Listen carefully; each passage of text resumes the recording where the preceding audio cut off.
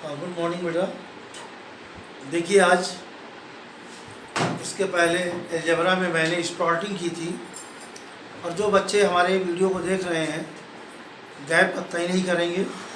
एक हमने सीरियल लिया है बीजगणित की स्टार्टिंग से लेकर के अभी हाई पे पहुँचेंगे, और हमने इसके पहले बताया था आप लोगों को, बहुत छोटा सा नियम बताया है। चर और अचर क्या होता है ये बता दिए हैं।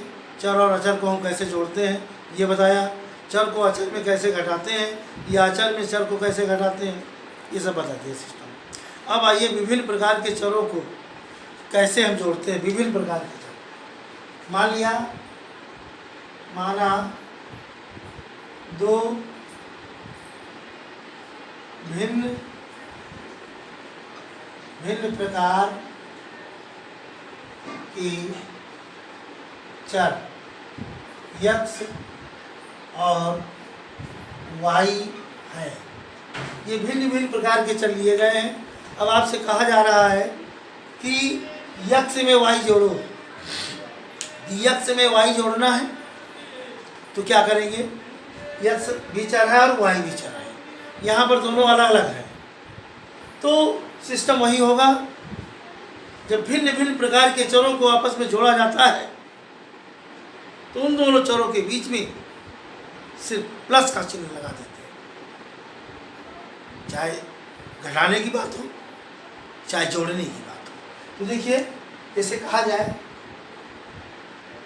x में y जोड़िए, ये क्वेश्चन उठ रहा है, ये क्वेश्चन है आपका, तो क्या करेंगे, x प्लस वाई, ये आपका आंसर हो गया। बस ये आंसर हो गया और कुछ करना नहीं है। यदि इसी को पलट दिया जाए, y में x जोड़िए, y में x जोड़िए, क्या होगा, y प्लस x, ये आंसर हो गया। क्लियर। तो हमने बताया भिन्न भिन्न प्रकार के चरों को आपस में कैसे जोड़ते हैं। अब आइए, इसी दो भिन्न भिन्न प्रकार के चर हैं, तो दो भिन्न भिन्न प्रकार के चर x और y लिए जाए। अब इनको हम घटाएंगे कैसे, कैसे हम घटाएंगे ये आप जान लीजिए। कैसे घटाया जाएगा,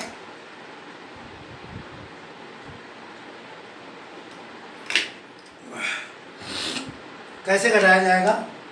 अब घटाने की क्रिया देखिए, कहा जाए x में y घटाइए, तो क्या बनेगा बेटा, x माइनस वाई, आंसर हो गया। क्लियर। इसी में कहा जा सकता है y में x घटाइए, y में x घटाइए, तो क्या होगा, y माइनस एक्स, ये आपका आंसर होगा। कोई दिक्कत नहीं होनी चाहिए। अभी तो मैं तुमको शुरू से बता रहा हूँ, शुरुआत कर रहा हूँ, घबराने की ज़रूरत नहीं है। मैं कह रहा हूँ बार बार कि घबराने की ज़रूरत नहीं है, सिर्फ हम जैसे बताते जा रहे हैं आप वैसे ही चलते रहिए। जब ऊंचाइयों में पहुँचोगे इनका प्रयोग आएगा। ठीक, क्लियर हो गया। ये आपको हो गया जाकर के पोर्शन। अब देखिए, जोड़ने और घटाने की क्रिया हो गई। भिन्न भिन्न प्रकार के चरों को हम कैसे जोड़ते और घटाते हैं। अब आइए, मैं एक चीज़ आपको बताने चल रहा हूँ कि गुणांक क्या होता है, गुणांक की परिभाषा क्या होती है। बहुत important, very very most important for you, very very most important for you. मुझे समझना है कि गुणांक क्या है, गुणांक की परिभाषा तैयार करो। दिए गए पद में जिसका गुणांक पूछा जाए, दिए गए पद में जिसका गुणांक पूछा जाए तो दिए गए पद को उसी गुणांक से भाग कर देते हैं, गुणांक प्राप्त हो जाता है। जैसे गुणांक गुणांक हमने बताया, तो ये जरूर सीखेगा गुणांक। तो गुणांक की परिभाषा मालूम हो गई।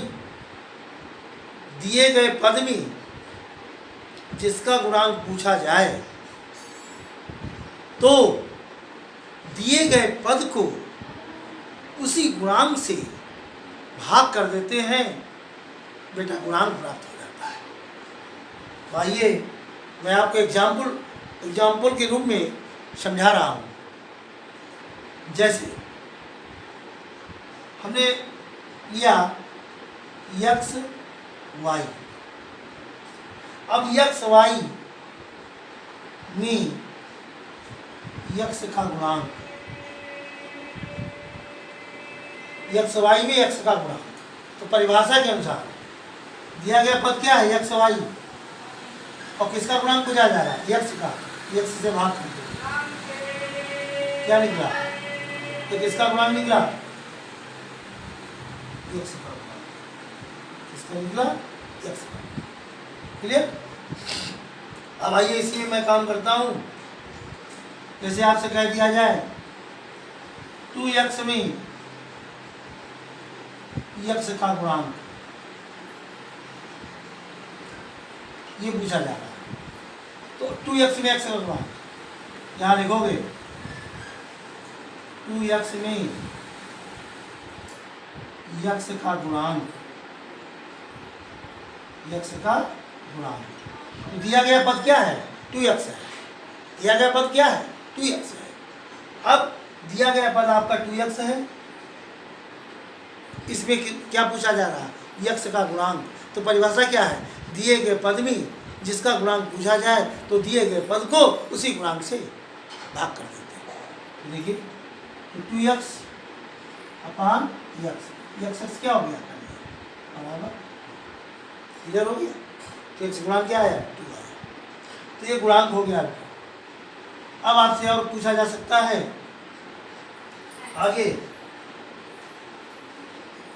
क्या कर सकते हैं, देखिए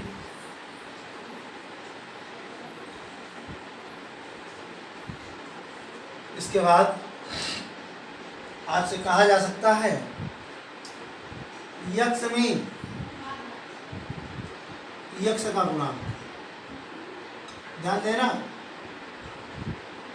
x में x का गुणांक, तो x को x से भाग करेंगे, क्या आएगा, 1, क्या आएगा।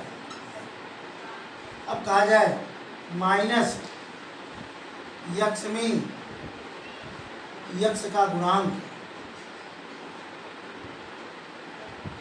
तो माइनस x को x से भाग करेंगे, ये भी कटेगा, 1 आएगा, माइनस 1 आएगा, ये आंसर हो गया। ये तो गुणांक की परिभाषा के अनुसार हमने तुमको कुछ सवाल बताए हैं। क्लियर। अब आप एक काम करेंगे कि जो मैंने बताया है इसको आप तैयार करिए। गुणांक की परिभाषा आपको तैयार होनी चाहिए। हाँ देखिए बेटा, ये नियम मैंने लिखा है कि नियम क्या है, गुणांक दिए गए पद में जिसका गुणांक पूछा जाए तो दिए गए पद को, तो दिए गए पद को उसी गुणांक से भाग करके गुणांक प्राप्त हो जाता है, ये परिभाषा है। नंबर 2 पॉइंट क्या है, एक ही प्रकार के चरों को आपस में गुणा किया जाए तो गुणा में घातें जुड़ जाती हैं, और एक ही प्रकार के चरों को आपस में भाग किया जाए तो भाग में घातें घट जाती हैं। ये नियम है बेटा, नियम तुम याद करो। मैं चैलेंज करता हूँ, गणित मैं आपको समझाऊंगा। नियम के साथ साथ आप आगे बढ़ सकते हैं। जैसे देखिए इसका एग्जाम्पल देखिए, एग्जाम्पल एक ही प्रकार का चर ले लो, x गुणे x गुणे x। यहाँ पर देखिए चर अक्षर एक जैसा है कि नहीं, एक ही प्रकार के चरों में एक ही अक्षर है, इनके घातांक क्या है? घातांक कुछ भी नहीं तो क्या मानते हो? 1। क्या मानते हो? 1। क्या मानते हो? 1। जब कोई घात नहीं है उसकी घात क्या मानते हैं? 1। तो बराबर क्या होगा? ये 1 1 करके जुड़ जाएगा, जुड़ जाते हैं तो वो चर लिखे गए x, तो x लिख लीजिए और ये जोड़ दीजिए 1 + 1 + 1 बराबर x की घात 3। क्लियर? इसके बाद आइए आपसे कहा जाए y × y × y बराबर y की घात, इसकी घात क्या मानेंगे? 1। इसकी क्या मानेंगे? 1। इसकी क्या मानेंगे? 1 + 1 + 1 बराबर y की घात 3। क्लियर? अब आइए मैं आपको बता रहा हूँ a की घात 2 गुणे a की घात 3 गुणे a क्या होगा? इसकी घात 2 है, इसकी घात 3 है, इसकी कोई घात नहीं है, तो क्या मानोगे? घात 1 लिखी नहीं जाती है। जैसे घात 1 नहीं लिखी जाती है वैसे ही किसी चर के पहले कोई संख्या नहीं है तो 1 मानते हैं, 1 लिखा नहीं जाता। ठीक है? तो अब चर अच्छा है, जैसे एक ही प्रकार के चरों को आपस में गुणा किया जाए तो गुणा घातें जुड़ जाती है। देखिए क्या बना बेटा? a की घात 2 + 3 + 1 बराबर a की घात 6। ये आपका आंसर। क्लियर? एक ही प्रकार के चरों को आपस में गुणा किया जाए तो गुणा घातें क्या होती हैं? जुड़ जाती हैं। अब देखिए आगे का सिस्टम देखिए, भाग करने की बात आ रही है, भाग में घातें घटती हैं कैसे? चलो ठीक है, ये प्रोसेस आपका होगा, ये आप लोग प्रोसेस पहले तैयार करिए। इसके बाद मैं आपको भाग की क्रिया बताएंगे कि एक ही प्रकार के चरों को आपस में भाग किया जाए तो भाग में घातें कैसे घट जाती हैं, वो सिस्टम मैं अगले वीडियो में बताऊंगा। और लेकिन इसे आप विधिपूर्वक तैयार कर लीजिए। धन्यवाद बेटा, धन्यवाद धन्यवाद। मेरी बात को गौर से सुनिए और विशेष रूप से इसको तैयार करिए। गणित का सब्जेक्ट सबसे इजी हो जाएगा आपके लिए। धन्यवाद।